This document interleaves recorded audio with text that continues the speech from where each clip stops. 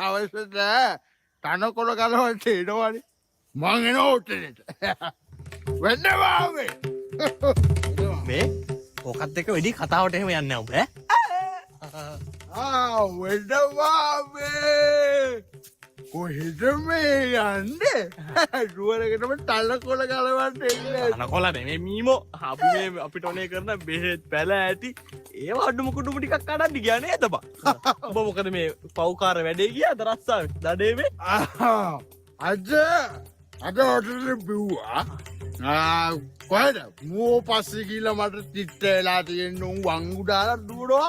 හරි මේ උඹ හම්බෙන් හිටියේ අපිට අපි නම් මේ මස් කන්නේ නැහනේ මේ බෙහෙතකට මේ මස් රාත්තලක් එමු කාකවල්ල ඔයාගේ හොඩ යාළුවෙක් මට මුණිත් කියුණා. මං ඉතින් බෙල්ලේ ගල්ලගෙන කිව්වා අපේ වෙට බාව මුණිත් උඩට අගල කාලිවට කපනවා කියලා. හරි කලබල වෙන්න නැහැ. මට අර මස් රාත්තල සැලස් දෙන්න මේ නැගලා මේක කලබලයක් නැතුව ගන්න. මේ කලබල කරන්න. මස් ඇත්තේ ඕක කිහිල්ලේ ගහගන්න මොකෝ ගමේ කවුරුත් නයෙක් ගාලා ආවේ නැතේ.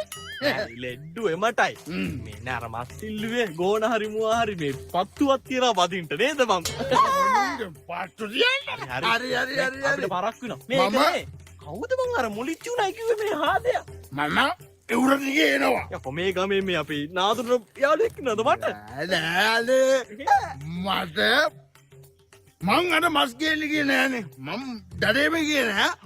මං යනකොට හුබහක් තිබ්බා. ඔයාගේ ළඟම නෑ යන්නේ නය. තර්පයෝ කියන්නේ ඉතින් මගේ අල්ලෙන් අල්ලේ ඉන්නේ. අල්ලේ ඒකවත් අල්ලේ.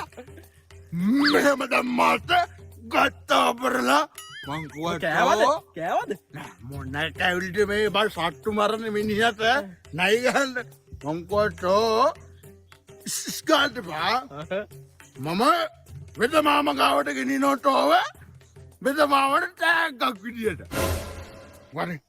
වරින් මේකට උරේට නැගලෝ ඔන්න ඔහම උරේට බලපන් එන්න නයා සර්පෙත් ඉන්නේ කිලෝගේ මේ පයිසන් කරලා තියාගන්න ඕ මං ගියා අබ්බෝ අර බල් බලපිය මීම මං හිතුවේ මස් කියලා